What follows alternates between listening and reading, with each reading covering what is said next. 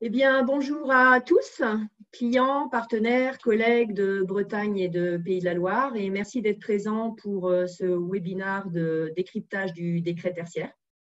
Avant toute chose, j'espère que vous et vos proches vous portez bien dans cette période de confinement un peu compliquée, qui tire sur sa fin, nous l'espérons tous. Donc, voilà. Donc, avant puis durant ce confinement au sein d'Engie Solutions, nous préparons la mise en application du décret tertiaire et l'accompagnement que l'on va pouvoir apporter à nos clients. Vous êtes pour ainsi dire tous concernés, piscines, EHPAD, bâtiments tertiaires, industriels. Donc l'objectif de ce webinaire est de vous informer en temps et en heure du timing, des objectifs, des obligations, des sanctions, de nos préconisations. Sachant que l'arrêté vient d'être validé pas plus tard qu'avant-hier, on est vraiment en pleine actualité.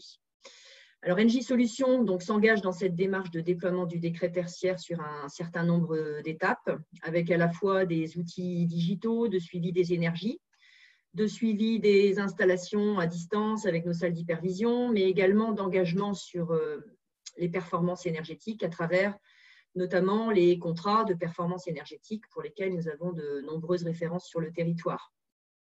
L'ensemble de ces éléments, vous le verrez, concourent à la mise en application du décret tertiaire. Pour plus d'efficacité encore, on s'associe à des startups sur le marché. Au-delà de l'aspect sociétal vis-à-vis de ces startups, l'idée est d'apporter à nos solutions encore plus d'innovation, notamment sur les outils digitaux. Donc, dans le cadre du présent webinaire Engie Solutions, l'équipe d'Aurélien Guedet en Bretagne ainsi que la mienne pour les Pays de la Loire se sont associés à la start-up Citron qui nous accompagne et qui est représentée par Guillaume Bach, à qui je vais laisser la main pour la présentation.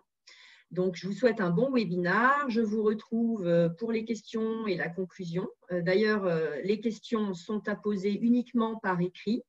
On ne peut pas échanger puisqu'on est nombreux connectés. Donc, vous verrez en bas de votre écran la petite case Q&R. Donc, c'est là qu'il faut cliquer et non pas sur converser chat. Donc, n'hésitez pas à poser des questions et on se retrouve tout à l'heure. À toi, Guillaume. Merci, Nathalie. Bonjour à tous. Donc, je suis ravi d'être avec vous aujourd'hui. Donc, Guillaume Bach, je suis le directeur commercial de Citron. Alors, Citron, très brièvement, à l'origine, c'est un bureau d'études en efficacité énergétique, qui faisait beaucoup d'énergie management, de conseil en achat, d'AMO et d'audit énergétique instrumenté. Ça, c'est notre histoire. Et on a beaucoup travaillé dans le tertiaire, notamment grâce à nos audits instrumentés qui nous permettaient de désagréger les consommations électriques par zone et par usage. Et en se développant dans le tertiaire, on a eu de plus en plus des grands parcs immobiliers à gérer. Et à ce moment de notre histoire, on a décidé de prendre du recul et de se rendre compte que finalement, un audit énergétique, c'est de centraliser de la donnée, l'analyser et ensuite l'interpréter sous la forme d'actions de performance énergétique. Et pour ce faire, on a voulu associer le digital à la performance énergétique et on a créé une plateforme qui allie intelligence artificielle et efficacité énergétique pour justement collecter automatiquement, interpréter ensuite les données collectées pour qu'ensuite nos ingénieurs efficacité énergétique puissent se concentrer uniquement sur la couche à forte valeur ajoutée. Je ne rentre pas plus dans le détail de nos solutions. L'idée aujourd'hui est de parler du décret tertiaire qui est l'enjeu du moment. Alors, je vais revenir brièvement sur le contexte que vous connaissez tous. Néanmoins, si ça fait toujours du bien de se remémorer un peu le cadre. Ce cadre, c'est une prise de conscience écologique, évidemment, et sachant que les bâtiments pèsent pour 40% de l'énergie finale et un quart des émissions de gaz à effet de serre. Donc ça, c'est le premier sujet. Le second, c'est que l'énergie devient un levier de performance. Donc les temps de retour sur investissement sont plus courts avec la hausse des coûts des énergies. On a aussi beaucoup traité chez les industriels d'autres sujets qui devaient être optimisés, ce qui fait qu'aujourd'hui, l'énergie est souvent dans les premiers postes de coût. Il y a aussi des notions évidemment de confort des occupants sur lesquelles on reviendra. La réglementation qui est devenue de plus en plus contraignante aussi. Nos dirigeants ont d'abord encouragé avec les certificats d'énergie, d'économie d'énergie, sur lesquels on reviendra, puis imposé avec les audits énergétiques qui sont devenus obligatoires tous les 4 ans pour les sociétés qui avaient plus de 50 millions d'euros de chiffre d'affaires ou plus de 250 salariés. Mais ce n'était qu'une obligation de réaliser un audit, de prendre une photo. Puis l'arrivée du décret tertiaire dont on va parler aujourd'hui, où là, il y a une obligation d'action. Donc, évolue, sans parler du bilan carbone ou du plan de mobilité. On voit bien que la réglementation est de plus en plus contraignante pour aller vers l'efficacité énergétique et la baisse des émissions de gaz à effet de serre. Alors, ce décret, il vient de loin. C'est 10 ans de travail de la part de nos dirigeants, justement. Ça a commencé, vous en avez entendu parler à un moment donné, par les 3-20, qui est un objectif européen. Donc 20% de réduction des émissions de gaz à effet de serre, 20% d'économie d'énergie et 20% d'énergie renouvelable dans le mix énergétique. 2009, donc un an plus tard, on verra cette déclinaison française. Donc l'idée était de baisser les consommations des bâtiments de 38% pour atteindre les 3,20. La question qui demeurait, c'était le comment. La réponse arrivera lors du Grenelle 2 en 2010, avec une obligation de faire les travaux d'amélioration dans un délai de 8 ans à compter de 2012. On annonce un décret pour les modalités d'application. Donc ça devait aller vite. On voit qu'il y a une bonne dynamique, 2008, 2009, 2010. Néanmoins, la loi Elan va se faire attendre, puisqu'elle ne va arriver après plusieurs allers-retours du décret qu'en 2018, avec son article 175, qui va formuler l'obligation du propriétaire et du locataire d'un site à diminuer ses consommations de 40% à horizon 2030, puis 50% à horizon 2040, et enfin 60% à horizon 2050. Et on annonce un décret qui devra préciser les modalités d'application.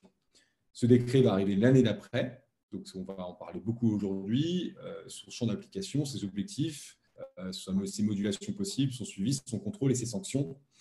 Et est annoncé à ce moment-là, en 2019, un arrêté qui doit préciser les éléments un peu de back-office, voilà, comment on va suivre et calculer, prendre en compte les données. Cet arrêté qui devait sortir en mars a été reporté pour les raisons qu'on connaît tous, à savoir le Covid. On avait un petit doute sur la date de sa parution. Au final, à la surprise générale, il est paru dimanche au journal officiel, donc le 3 mai. Donc là, on est dans une actualité brûlante puisque il n'y a pas de recul. L'arrêté précise bien la mise en œuvre du décret avec les dates que je vais vous présenter rapidement. D'abord, avant d'arriver à quand, on va s'interroger un petit peu sur le qui. Donc, qui est concerné? Donc, la loi dit toutes les surfaces supérieures à 1000 m². Alors, 1000 m² de surface de plancher. Alors, on s'est un peu amusé à voir ce que ça voulait dire surface de plancher. Si je dois vraiment simplifier, c'est une forme de loi Carrez. C'est dès qu'il y a 1,80 m sous plafond, alors il y a 1 m², et donc 1000 m², c'est le seuil à partir duquel vous êtes concerné. Qui, donc le tertiaire, donc on définira le tertiaire par opposition au secteur primaire, l'extraction de matières premières, et l'industrie ensuite pour le secondaire, le tertiaire étant donc tout ce qui est lié aux services et à la distribution. On parlera des enseignes, des surfaces de bureaux, des locaux logistiques, des entrepôts, des banques, des assurances, des agences intérim, mais de la santé aussi, les EHPAD, les cliniques, mais aussi les établissements publics, les bâtiments communaux, les hôpitaux sont concernés. Alors, la loi précise qu'un bâtiment de plus de 1000 m² est concerné, mais aussi une partie de bâtiment de plus de 1000 m². Donc, si vous avez une partie d'un site, mais que cette partie est supérieure à 1000 m², alors vous êtes concerné, ou un ensemble de bâtiments. Donc là, ce qu'il faut comprendre, c'est que si sur une même parcelle, vous avez plusieurs sites de moins de 1000 m², mais que le cumul de ces derniers excède 1000 m², alors vous êtes concerné par ce décret. Alors, la cible, on a parlé des 40%, 50% et 60%. Il faut savoir que l'atteinte de cet objectif du décret tertiaire peut être fait de deux manières. Donc, ce sera la première étape, c'est de choisir quelle possibilité vous allez retenir. La première, c'est de baisser par rapport à une année de référence qu'il va falloir déterminer entre 2010 et 2020. J'y reviendrai plus tard. Et donc, baisser vos consommations en énergie finale de 40, 50 et 60% par rapport à cette année de référence. Alors, qu'est-ce qu'une année pleine d'exploitation? Puisque ce sera par rapport à une année pleine d'exploitation, c'est 12 mois entiers. Donc, on verra le travail à faire sur le sujet. C'est la première façon de le faire par rapport à une année de référence. La seconde étant l'atteinte du niveau de consommation énergétique correspondant au bâtiment neuf nouveau de la catégorie fixé en valeur absolue. Alors, comment il faut le comprendre? Justement, l'arrêté précise tout ça. Si la meilleure performance d'un bâtiment neuf est de 80 kWh par mètre carré et que votre bâtiment actuellement en consomme 100, il sera plus simple pour vous de viser une baisse de 20% pour atteindre les 80 que de chercher les 40%, 50%, puis 60%. À l'inverse, si votre bâtiment aujourd'hui consomme 300 kWh au mètre carré, vous avez plutôt intérêt à aller viser la baisse en pourcentage par rapport à une année de référence qu'il vous faudra définir. Donc, selon la nature de votre bâtiment, on va choisir l'un ou l'autre des indicateurs. Alors, quand ça commence? En fait, dès maintenant, on va y venir, mais l'État a délégué la mission de suivi à l'ADEME et l'ADEME a mis en œuvre une plateforme qui s'appelle Opera sur laquelle vous allez devoir déverser un certain nombre de consommations. Donc, le type d'activité, la surface soumise, vos consommations, votre année de référence, des indicateurs d'intensité et d'usage et les consommations liées au véhicule, puisque l'arrêté a eu 10 ans pour se préparer. Il prend en compte que les bâtiments vont consommer un peu plus liés à la mobilité avec l'arrivée des véhicules électriques. Donc, il va falloir être capable de distinguer cette consommation nouvelle qui va venir s'ajouter aux consommations du bâtiment. Donc, il va falloir déclarer sur la plateforme de l'ADEME toutes les informations qui sont à l'écran aujourd'hui. Et ça commence dès le 1er janvier 2021. Au 1er janvier 2021, vous allez devoir déverser sur cette plateforme l'année de référence que vous avez choisie. Donc, dans le cas où vous ne choisissez pas de vous objectiver par rapport à la meilleure performance des bâtiments neufs, mais par rapport à une année de référence que vous allez sélectionner, ce qui sera le cas de la majorité des bâtiments, vous allez devoir déterminer la bonne année de référence. Et là, c'est déjà un enjeu majeur. C'est une première action qui est extrêmement importante financièrement, puisque si vous ne faites pas l'exercice, la plateforme prendra automatiquement la première année de données complètes, donc l'année 2020. Ce qui est complètement absurde, vous allez vite le comprendre, avec le Covid, vous êtes sûrement dans l'année la moins énergivore de l'histoire de votre bâtiment et vous allez devoir faire 40%, puis 50%, puis 60% d'économie d'énergie par rapport à cette référence qui n'est pas représentative. Alors, vous allez me dire, c'est ce à quoi servent les indicateurs d'intensité et d'usage. Oui, mais vous allez quand même complexifier la démarche. Et le vrai sujet, c'est de trouver quelle est l'année la plus énergivore des 10 dernières années pour que tous les efforts que vous ayez faits entre-temps ne soient pas reniés et bien considérés. Par exemple, si vous avez rénové votre chaufferie en 2018, il est évident que vous devez prendre une année antérieure à 2018. Donc ça, c'est vraiment un élément important de choisir la bonne année de référence. Ce qui ne sera pas simple puisque vous devez la déterminer sur 12 mois glissants. Donc, ce n'est pas forcément de janvier à décembre, ça peut être de mars à mars, enfin de mars à février du moins, sur 12 mois. Donc, vous allez devoir vraiment analyser toutes vos factures sur les 10 dernières années pour trouver la période qui est la plus propice, la plus énergivore pour objectiver vos consommations à l'avenir. Ça, c'est un élément qui est important. Et vous allez le faire site par site, ou du moins SIRET par SIRET. Si vous n'avez qu'un seul SIRET, malheureusement, vous ne pourrez choisir qu'une année de référence. Mais si vous avez plusieurs, alors vous allez le faire site par site. Et si on prend un patrimoine, prenons des lycées, peut-être que le lycée Charles Péguy, la bonne référence sera de février 2012 à janvier 2013, mais qu'à l'inverse, pour le lycée Jacques Chirac, à la mode, ce sera de juin 2018 à mai 2019. Donc, vous allez devoir choisir établissement par établissement pour avoir les meilleures années de référence et du coup, vous objectiver convenablement. Et déverser toutes ces données ensuite sur la plateforme Opera. Donc là, déjà de base, il y a un travail certain puisqu'il vous faut collecter les factures, les analyser sur 12 mois glissants, sélectionner les années de référence, puis tous les ans, déverser les consommations que vous avez eues sur cette plateforme qui, elle, va mesurer si vous êtes bien dans la bonne trajectoire. Donc, ça commence vite. Le 1er janvier, il faut déclarer l'année de référence. Donc, ça veut dire que vous avez encore à date, disons 6-7 mois, pour la déterminer. Puis, au 30 septembre, sera la première année où vous allez déclarer les consommations de l'année précédente, ce que vous ferez chaque année. Alors, comment on atteint cette ambition?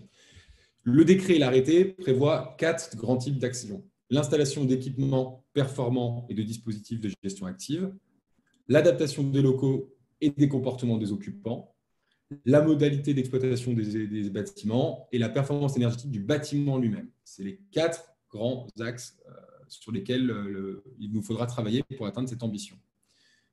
Néanmoins, le décret prévoit des clauses de modulation. Alors là, ce sont les clauses qui sont précisées dans le décret. L'arrêté précise les méthodologies de calcul. Ce n'est pas le sujet aujourd'hui, mais c'est extrêmement concret. Voilà ce qu'il faut retenir. Et donc, moduler l'objectif, c'est-à-dire que vous allez pouvoir minorer éventuellement vos objectifs si vous êtes concerné par un des 5 points que vous voyez apparaître à l'écran. Donc, le premier, c'est un risque pathologique pour le bâtiment, donc qui affecterait sa structure ou son clos couvert. Le second, c'est pour des raisons de protection du patrimoine. Si vous avez des modifications importantes des parties extérieures pour certains bâtiments qui sont classés, alors vous pourrez exclure cette action. Typiquement, on ne vous laissera pas isoler par l'extérieur un bâtiment historique. Néanmoins, si vous devez exclure une action comme celle-ci, l'arrêté qui est paru il y a 2 jours précise que vous devez essayer quand même de compenser sur les autres actions.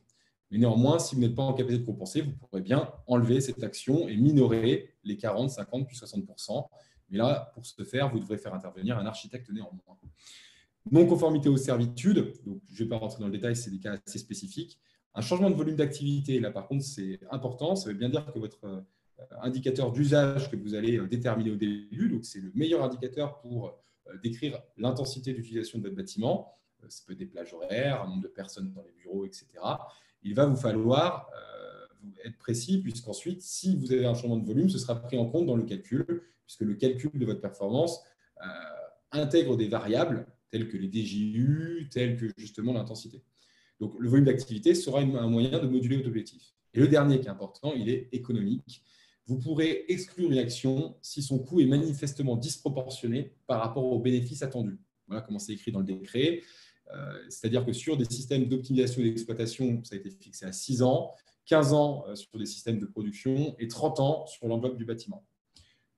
Ce sera valable si vous avez un audit instrumenté qui permettra de démontrer que les temps de retour sont importants. Donc là, trop importants. Notre préconisation, vous êtes certainement soumis à un audit réglementaire tous les 4 ans. C'est l'occasion d'être un peu plus exigeant sur la méthodologie en exigeant un audit instrumenté qui pourra servir de dossier technique de modulation ensuite.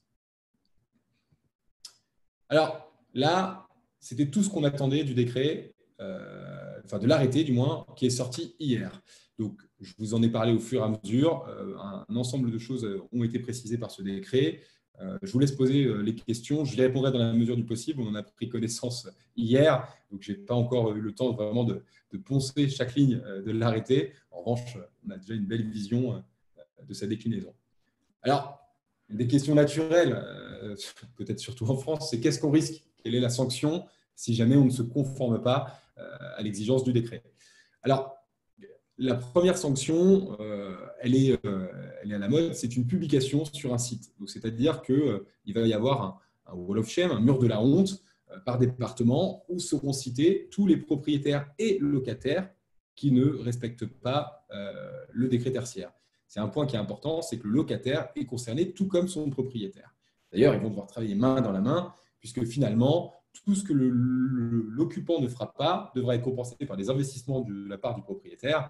C'est un enjeu majeur, mais leurs destins sont liés, puisqu'en cas de non-respect de décret, ils seront publiés tous les deux. Donc là, il y a un vrai enjeu et il y a vraiment la première chose peut-être à faire, on va y revenir après, dans les bonnes pratiques, c'est sûrement de se mettre d'accord sur qui est le porteur du projet et quelles sont les modalités qu'on met en œuvre pour aller vers ce décret tertiaire avec son propriétaire ou locataire. On a des exemples dans nos clients. Certains travaillent main dans la main. Certains locataires disent aussi à leurs propriétaires « à vous d'investir, donnez-nous le nouveau montant du loyer, on vous dira si on reste ». Il y a plein de façons d'imaginer le sujet. Toujours est-il qu'il faut quand même avancer conjointement. La deuxième sanction, elle est financière. Vous risquez chaque année 7 500 € d'amende, locataire comme propriétaire. Donc, si vous êtes locataire occupant 15 000 € chaque année jusqu'en 2050, donc pour les 30 prochaines années. Et le dernier, qui a été précisé dans l'arrêté, qui me paraît extrêmement important, c'est que vous allez être évalué. Vous allez avoir une note qui va être une valeur immobilière via une fiche de notation éco-énergie qui va être annexée au baux et aux documents de vente. Et là, c'est un enjeu majeur. J'ai mis le graphe qui est dans le décret. On voit des feuilles qui sont grises si vous surconsommez par rapport à la référence, qui sont oranges si vous n'êtes pas dans la trajectoire, du moins à plus de 10% d'écart par rapport à la trajectoire du décret. Elle est verte si vous êtes à plus ou moins 10% dans la trajectoire. Vous avez 2 feuilles vertes si vous êtes à moins de 10% de la trajectoire. Et si vous êtes à l'objectif, vous avez 3 feuilles vertes. Et ça va venir certainement impacter les transactions. Parce que dans un marché qui était plutôt un marché d'offres que de demandes, il y avait plus évidemment de vendeurs que d'acheteurs. On peut s'interroger demain lors des actes d'achat sur la posture des acquéreurs. Les acquéreurs vont certainement prendre en compte les investissements à mettre en œuvre pour atteindre les ambitions du décret et certainement déduire les capex à investir du prix de vente. Donc, c'est vraiment un enjeu qui va suivre le bâtiment. Alors, comment on procède? Alors nous, on a résumé le sujet en 6 grandes étapes, mais qu'on a déjà un peu vu ensemble, donc on va les passer rapidement. La première, c'est une rencontre entre le locataire et le propriétaire. Donc, je vous en ai parlé, définir la ligne directrice entre les deux parties. La seconde, c'est la mise en place d'un système de suivi et de management des consommations énergétiques. Alors, le décret ne dit pas qu'il faut mettre un outil automatique tel que Citron. Le décret dit qu'il faut un outil de suivi. Ça peut être un Excel. Après, évidemment, lorsqu'on va avoir tout un patrimoine, l'automatisation me paraît une bonne idée, voire indispensable. Ce qu'il faut retenir, en tout cas, c'est que vous allez devoir non seulement compiler par site toutes vos consommations chaque année, mais aussi vous assurer de la complétude des données. Vous savez que les factures gaz ou élec, il y a des régularisations. Donc, s'assurer que vous avez une complétude des données pour pouvoir ensuite les transmettre sur la plateforme de l'ADEME, potentiellement site par site. Ensuite, il faudra choisir les références. Je crois que je m'y suis un peu attardé. Vous avez compris que c'est un enjeu majeur. Je vais donner une illustration. On a un client qui investissait 33 millions d'euros pour faire 25% d'économie d'énergie. Lorsqu'on a, par rapport à 2019, lorsqu'on a regardé en équivalence par rapport aux meilleures années sur chacun de ces 64 bâtiments, on se rendait compte qu'on atteignait 33%. Donc, vous voyez, c'est 7% d'écart, enfin, c'est 8% d'écart, pardon. C'est un vrai impact. Quand on sait qu'on a dû en mettre 33 millions pour atteindre 25%, on sait que les 15 derniers pourcents vont être très chers. Donc, c'est extrêmement important de choisir la bonne année de référence. Suite à ça, il faut définir un plan d'action pluriannuel à l'aide d'un expert en efficacité énergétique pour aller vers l'ambition du décret. Donc, la première année, ce sera très macro. Vous allez devoir le déployer. Ça, c'est la 5e étape. Puis, au 30 septembre, comme je vous l'ai dit, déverser les consommations de chacun de vos sites sur la plateforme. La plateforme va automatiquement corréler par rapport à plusieurs variables votre réelle performance de la référence et de votre année déclarée ensuite, pour vous dire si vous êtes ou pas dans la bonne trajectoire par rapport à l'ambition du décret. Et là, on revient en arrière au point 4. C'est à ce moment-là que pendant 5 ans, vous êtes autorisé à faire des audits plus approfondis pour éventuellement moduler l'ambition. Ça, vous êtes autorisé à le faire. Et vous êtes aussi d'ailleurs obligé de corriger votre plan d'action pour aller vers l'ambition du décret tertiaire. D'accord ? Donc là, vraiment, il y a un sujet majeur. Alors, le décret, là, on va vous parler de bonnes pratiques toujours. Comment mettre en œuvre le décret tertiaire ? L'idée de ce décret, c'est de financer en partie par les économies d'énergie et les aides disponibles. Donc, le décret parle par exemple de contrat de performance énergétique et la plateforme de l'ADEME prévoit que vous puissiez indiquer que vous avez un contrat de performance énergétique et ses ambitions, ce qui est un outil de suivi aussi vers l'atteinte du décret tertiaire. Alors, pour ceux qui ne connaissent pas le principe, je vais brièvement parler du contrat de performance énergétique. L'idée du CPE est d'identifier des gisements, de garantir les économies d'énergie dans la durée, et c'est ces économies d'énergie qui vont devoir financer les travaux de performance énergétique. On va y venir après, mais ce qui est précisé par la Commission européenne, c'est que 85% de l'ambition des 320 devait être financée par les économies d'énergie. Et ça a été repris par la FEDEN et par l'ADEME. 85% des ambitions du décret tertiaire peuvent être financées par les économies d'énergie elles-mêmes, donc des investissements qui peuvent être financés par les économies. Et les 15% restants, on va y venir après, peuvent être financés avec certaines aides. Donc, on voit qu'en s'y prenant tôt et en lissant les investissements sur la durée, en ayant des économies garanties, on peut financer sans effort de CAPEX, d'investissement, cette transition. Alors, les CPE, il en existe plusieurs. C'est un terme générique qui va plus ou moins loin. La FEDEN, donc la FEDEN qui est le syndicat de la performance énergétique, l'a classifié en 3 grands contrats de résultats. Le premier, CPE Service, où on aura un engagement sur l'efficacité énergétique, sur les consommations, sur la sensibilisation des usagers, sur le pilotage et le suivi des consommations. Donc ça, c'est le socle. Le CPE Service, c'est le premier niveau du CPE. Le CPE Technique va plus loin, puisque là, on va commencer à y ajouter des investissements et un bouquet de travaux globalement sur la production d'énergie finale. Et le dernier, qui est le CPE Rénovation Globale, où là, on va parler clairement de l'enveloppe et donc du bâti, en plus de ce qu'on vient de voir.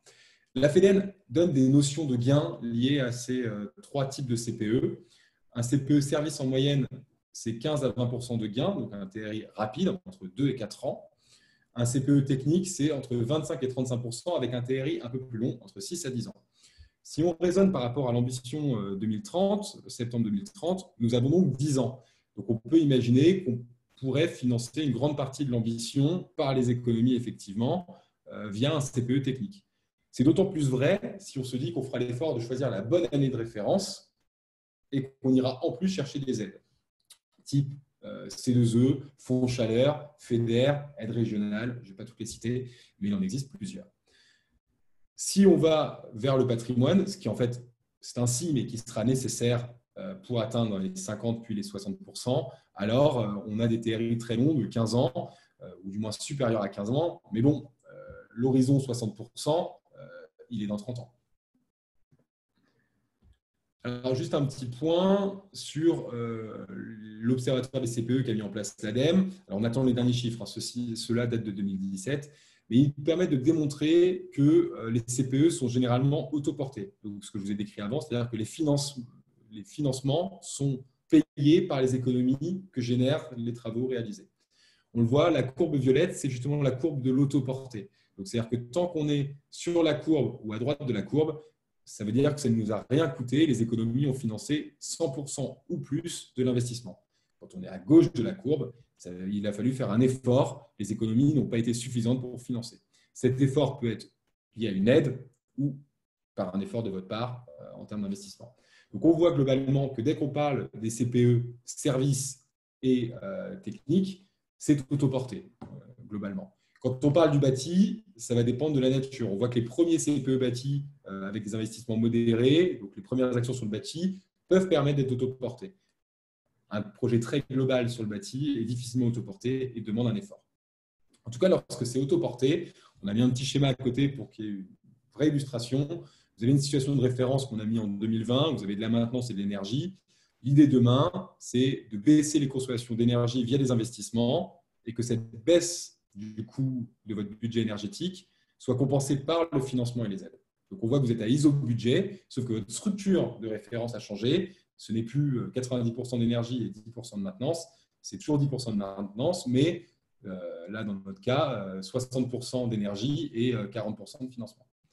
Ce qui fait qu'à l'horizon 2030, lorsque le financement s'arrête, vous allez bel et bien baisser vos consommations d'énergie. Et vous allez d'ailleurs réentamer une nouvelle démarche pour aller vers l'ambition suivante, les 10% complémentaires nécessaires à l'horizon 2040, etc., etc., etc. Alors, petit point sur les C2E, qui sont une aide complémentaire, notamment dans le tertiaire. Là, on vous a mis les principales fiches tertiaires, C2E dans le tertiaire. Alors, à noter qu'un site tertiaire ne peut pas valoriser les C2E lui-même, hein, il faut passer par un prestataire, un tiers. Et là, on vous a mis le taux de couverture, c'est-à-dire le volume financier couvert par les C2E. C'est-à-dire là, ça se lit que pour la dernière fiche, si vous mettez un récupérateur de chaleur sur un groupe froid, 35% de l'investissement sera couvert par les C2E. Pour un C2E valorisé à 5 € du mégawattheure QMAC. On a pris un prix moyen du mégawattheure QMAC pour faire la démonstration, ce qui est à peu près le prix constaté aujourd'hui dans les transactions. Deux petites informations qui sont toutes fraîches, qui devraient arriver cet été. On attend un coup de pouce chauffage sur le bâtiment tertiaire, donc des C2E complémentaires pour encourager les projets de rénovation chauffage sur le tertiaire. Et il va y avoir une révision à la hausse de la bonification des C2E dans le cadre des CPE. Donc, dans le cadre des contrats de performance énergétique, lorsque vous avez un engagement de résultat par un expert, alors vos C2E seront augmentés. Vous aurez un COEF multiplicateur. Parce qu'il est reconnu par l'ADEME que l'atteinte des ambitions sera facilitée par la mise en œuvre de ce CPE, que les gains sont donc davantage garantis. Et donc, l'ADEME accepte de bonifier, enfin, du moins, ce n'est pas l'ADEME, mais la discussion qu'il y a eu avec l'ADEME, on a conclu qu'on pouvait accepter de bonifier le volume de l'enveloppe C2E. Voilà, Nathalie, c'était ton dernier slide qui revient sur le 85% que j'ai évoqué tout à l'heure, des objectifs du décret tertiaire qui peuvent être financés par les économies d'énergie. Donc, c'est la notion d'énergie efficiency first de la Commission européenne. Et la morale, je crois, de cette histoire, c'est de se dire plus vite on commence, plus vite on va être en capacité de financer par les économies. C'est quasi certain que la majorité d'entre vous peuvent le faire en commençant maintenant. Ce sera plus dur l'année prochaine. Ça deviendra difficile dans 2 ans. Ensuite, ça demandera des efforts financiers plus ou moins importants selon le temps de mise en œuvre de votre part. Merci Guillaume pour ta présentation et ton expertise. J'espère que les informations qui vous ont été fournies auront permis de vous éclairer et surtout d'initier cette démarche d'attaque du décret tertiaire à la bonne heure et de manière anticipée, puisque l'arrêté est tout frais. Donc, vous êtes là à l'heure sur le fait de démarrer aujourd'hui. Je ne sais pas si tu vois les questions, Guillaume, quelques questions stratégiques auxquelles répondre en fin de séance. Alors, en général, on laisse un peu de temps parce que les questions vous viennent soit au fur et à mesure, soit à la Oui. fin. Allez-y, là, je vois que ça commence à arriver. N'hésitez pas à On est poser en vos train de les questions. prendre en considération. N'hésitez pas de toute façon, après ce webinaire, donc à prendre contact soit avec Aurélien Guedet d'Engie Solutions qui gère la Bretagne ou avec moi-même, et on construira avec Citron en collaboration une offre sur mesure pour vous.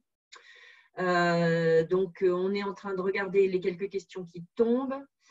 J'en profite aussi pour, en parlant d'offres sur mesure, pour vous préciser, compte tenu du contexte, que Engie Solutions a construit des offres spécifiques post-Covid avec tout un tas de mesures ou de produits que l'on souhaite proposer à nos clients pour attaquer le déconfinement, et notamment avec une approche globale du bâtiment sain. Donc, sur ces sujets-là également, n'hésitez pas à nous contacter à la suite du webinaire.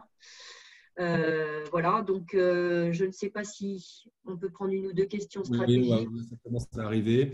Donc là, je vois des questions. Quels types de bâtiments sont concernés? Donc, on a répondu partiellement au début de la présentation, mais tous les sites de plus de 1000 m2 tertiaires.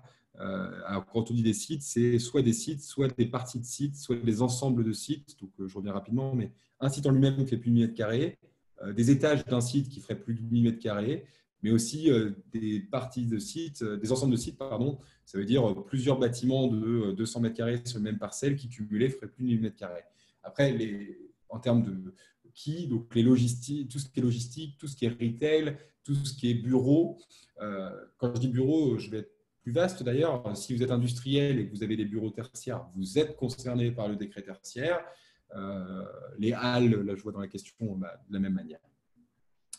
Si j'ai bien saisi, les CPE doivent obligatoirement être conclus dans le cadre du décret, ou bien s'agit d'un dispositif à part. C'est à part, c'est une préconisation. C'est-à-dire que d'ailleurs l'ADEME l'a pris en compte dans sa plateforme. C'est une préconisation en fait pour financer cette transition. Le CPE est vu comme un moyen à la fois de faire porter les investissements par un tiers et donc quelque part de limiter les investissements pour les sites concernés, mais aussi de garantir les économies puisque emprunter de l'argent, c'est une chose, mais il faut quand même s'assurer que les économies vont permettre de rembourser les annuités associées. Donc, c'est plus une bonne pratique qu'une obligation. En revanche, ce que je peux dire, c'est que nous, on travaille avec des bureaux d'études qui aujourd'hui réfléchissent de plus en plus à lancer des appels d'offres à horizon 2030 pour atteindre les 40%. Donc là, l'idée étant de trouver sur les 10 prochaines années le bouquet d'actions de performance énergétique qui permettent d'atteindre la cible tout en s'autofinançant par les économies d'énergie. Donc là encore, je vous redis que plus vite vous commencerez, mieux ce sera. Et d'ailleurs, j'ai une seconde question. Donc effectivement, pour les clients qui envisagent, là, je vois une question de lancer les appels d'offres prochainement, oui, je pense que c'est intéressant de vous rapprocher de votre prestataire pour prendre en compte dans votre appel d'offres à venir ceux des décrets tertiaires. Soit déjà de commencer par voir comment on va mesurer, comment on va collecter cette donnée, c'est une première question. Comment on va impliquer propriétaires et locataires, ça c'en est une autre. Comment on va désigner l'année de référence et comment est-ce qu'on va faire un plan pluriannuel d'investissement et comment on va porter ces financements dans la durée. Alors, le décret ne parle pas d'énergie renouvelable. Comment peut-on valoriser les énergies renouvelables dans l'atteinte de nos objectifs? Alors, le décret prend en compte l'autoconsommation, parce que l'autoconsommation n'est pas comptée. Donc, c'est-à-dire que si vous mettez du solaire dans votre parc, à la fois thermique ou photovoltaïque, ou si vous cogénérez, cette partie d'autoconsommation n'est pas considérée. Donc, fatalement, c'est une baisse. En revanche, et c'est un grand sujet de la FEDEN, ils aimeraient que les énergies renouvelables effectivement, soient davantage considérées, ainsi que les réseaux de chaleur d'ailleurs, dans le décret. Mais là, l'arrêté, en tout cas, ce premier arrêté, est-ce qu'il y en aura d'autres? C'est une bonne question, ne va pas plus loin sur ce sujet. Après, dans l'ordre, je pense qu'il va d'abord falloir traiter la sobriété énergétique, donc baisser les besoins du bâtiment, les consommations aussi, ensuite par la performance énergétique, donc la performance des systèmes, pour ensuite aller vers dire le talon qu'il restera. Donc, je pense que ce sera certainement vu plus tard, puisque c'est un moyen d'aller plus vers les deux derniers objectifs du décret tertiaire. D'autres questions? Hop.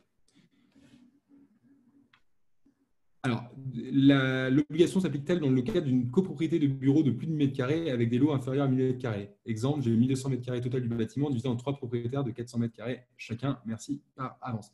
Alors là, non. Si jamais il y a plusieurs propriétaires, vous n'allez pas être concerné si vous n'êtes pas aux 1000 m². En revanche, si vous vendez en 2020, vous serez un bâtiment qui vous aviez 1000 m², vous séparez d'une partie, vous serez toujours concerné pour l'avenir. Mais en revanche, à date, si dans la situation initiale, alors je dis ça sous réserve des petites lignes de l'arrêté que je n'ai peut-être pas considérées, mais en tout cas dans le décret, sur la situation initiale, c'était le cas. Nous sommes locataires et sous-louons à qui incombe l'engagement. Alors, si vous sous-louez, donc là, c'est un cas… Ouais, là, c'est spécifique. Ouais, j'avoue que je ne voudrais pas dire de bêtises. Je ne suis pas certain d'avoir la réponse. Qu'est-ce qui se passe si on ne respecte pas le décret? Alors, je suis venu un peu dessus. Brièvement, trois choses. Une amende, 7 500 € locataire et propriétaire. Donc, si vous êtes les deux, 15 000 € d'amende par an. Le mur de la honte par département. Et votre note. Votre bâtiment va être noté et ce sera obligatoire d'avoir cette note éco-énergie dans vos baux de location ou dans vos actes de vente. Donc, une pénalité, entre guillemets, du marché sur vos prix de location ou sur vos prix de vente. Doit-on intégrer les consultations des locataires sur les process machines? Alors, les indicateurs d'usage doivent prendre en compte certains process tertiaires. Après, quand c'est de l'industriel, non. Ça pose quand même une question. Et là, c'est libre à interprétation. Du moins, c'est ce qu'on a conclu avec les associés en lisant l'arrêté. Sur la partie industrielle, ce n'est pas précisé la méthodologie pour séparer les deux entre process et usage bureau. Donc, vous aurez le choix, à mon avis, entre du sous-comptage, donc un plan d'investissement lourd, ou de mettre un système qui va vous permettre d'enregistrer les consommations par zone et par usage de manière temporaire pour avoir la bonne clé de répartition, ou une note de calcul que vous ferez vous-même avec des hypothèses. Sachez quand même que tout l'arrêté prévoit bon nombre de contrôles, dont une partie automatique par rapport à du benchmark. Donc, je pense qu'il faut être quand même prudent. C'est-à-dire qu'il y a un benchmark qui est fait pour détecter automatiquement les sites qui seraient anormaux en termes d'usage, d'indicateurs d'usage ou de situation de référence. Et donc, cela, sur simple demande, vous devrez fournir un justificatif. Et s'ils ne sont pas avérés, alors vous serez pénalisé. Alors, la question sur le photovoltaïque, ça a été traité. Peut-on être accompagné dans l'analyse de la meilleure année de référence? Alors, c'est un vrai sujet, une idée du budget, c'est un vrai sujet. Oui, on peut accompagner. Typiquement, Citron, là, pour une seconde sur notre technologie, on a levé des fonds quand on a voulu digitaliser notre métier. Et la technologie qu'on a développée, c'est des robots qui simulent les activités humaines pour se connecter sur tous les portails énergétiques, donc sur tous vos portails EDF, Engie, Total, Gazprom, Eni, et aller collecter automatiquement vos factures, les agréger, les interpréter. Et parmi les interprétations, il va choisir l'année de référence pour vous. Donc ça, c'est une façon à moindre coût, puisque vous n'avez pas besoin d'instrumenter tout votre patrimoine. Vous n'avez pas besoin non plus manuellement de collecter toutes vos factures, les mettre dans un Excel, vérifier la complétude, puis regarder sur 12 mois glissants. Nous, on a un moyen d'automatiser à moindre coût via des solutions digitales et intelligentes. Alors, une question sur un bâtiment data center. Est-il concerné alors que ça dépend de l'activité informatique? Alors ça, c'est la question qu'on se pose. Et là, on va rentrer dans l'interprétation, donc je vais être prudent, puisqu'il y a des indicateurs d'usage. Je pense qu'il va falloir dissocier l'usage qui va être lié à la partie bureautique de l'usage lié à la data et avoir un indicateur pour quantifier cet usage, pour pouvoir indexer les consommations au volume d'activité. Donc ça va être un indicateur de modulation, tout comme le DGU le sera pour la partie chauffage, ventilation, clim. Il y aura un indicateur sur la partie process tertiaire. Alors, si un compteur alimente deux sites distincts, y a-t-il une règle de répartition? C'est là où le décret encourage à ce que vous investiguiez pour avoir une vraie clé de répartition. Sinon, il propose une formule qui pourrait être appliquée. moi, mon conseil, je reviens dessus, dans le cadre de vos audits réglementaires obligatoires que vous devez faire tous les 4 ans, donc là, vous êtes peut-être à échéance pour l'un d'entre eux, avec des bureaux d'études labellisés, c'est notre cas. On a à la fois le label et on a aussi les outils pour. On vous invite vraiment à en profiter pour être un peu plus exigeant. Normalement, cet audit doit être instrumenté, mais il l'est plus ou moins, et demander une instrumentation pour pouvoir avoir une clé de répartition claire. Ça vous permettra à la fois d'être en conformité par rapport à l'ADEME, mais ça vous permettra aussi d'avoir une vraie situation de référence par consommation, par zone et par usage pour déterminer les meilleurs temps de retour sur investissement. Typiquement, quand on instrumente des bâtiments, on va trouver des gains liés à du pilotage où les temps de retour sont dans l'année. On va à l'inverse pouvoir donner exactement le gain que serait le passage au LED ou le changement d'une pompe à chaleur ou d'un groupe froid, puisqu'on aura la consommation exacte au premier jour et pas une estimation de la consommation. Parce que pour pouvoir s'engager sur les performances, il faut à la fois que la situation de référence soit bonne et que les engagements soient tenus. Et si la situation de référence est tronquée, c'est naturellement compliqué. Est-ce qu'on peut, ça c'est une bonne question, est-ce que l'objectif il est individuel par site ou il est sur l'ensemble? Il est sur l'ensemble du parc concerné. Ce que ça veut dire, c'est que vous pouvez privilégier des sites par rapport à d'autres. Et si vous avez des puits d'économie plus flagrants sur certains sites, vous pouvez accentuer vos efforts sur ces sites-là aux dépens des autres. Donc oui, l'objectif n'est pas sur un site, mais sur un patrimoine concerné. Très bonne question. Lors de la déclaration des consommations sur Opéra, doit-on simplement indiquer une consommation globale ou doit-on décomposer les postes d'énergie? Il va y avoir une décomposition qui va être faite. Soit vous la ferez vous-même parce que vous aurez investigué, soit elle sera faite par la formule de base. Et oui, il y a une part CVC, il y a une part usage, il y a une indexation automatique par rapport aux indicateurs d'usage, par rapport au DGU, par rapport au DGE pour le rafraîchissement. Tout ça est prévu. Data Center, on l'a passé. Est-ce qu'on peut avoir la présentation PowerPoint? Oui, elle va être transmise à Engie, qui sera en capacité de vous la transmettre.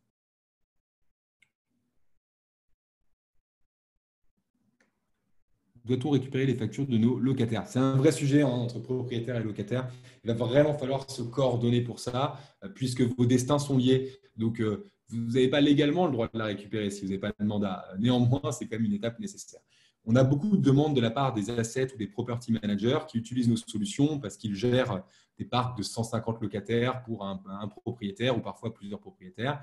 Et donc là, il y a toute une réunion préliminaire pour informer les locataires sur l'enjeu et la nécessité qu'ils s'impliquent, la signature ensuite de mandat pour qu'on puisse aller récupérer leur consommation de manière automatique. Mais nous, on ne peut évidemment pas lâcher notre technologie si on n'a pas d'abord le login et les mots de passe, mais surtout le mandat légal. Combien ça coûte cette prestation de digitalisation des données? Alors, ça va dépendre de la taille de votre patrimoine. Si on parle d'une ville, si on parle d'un site tertiaire, ce ne sera évidemment pas le même coût.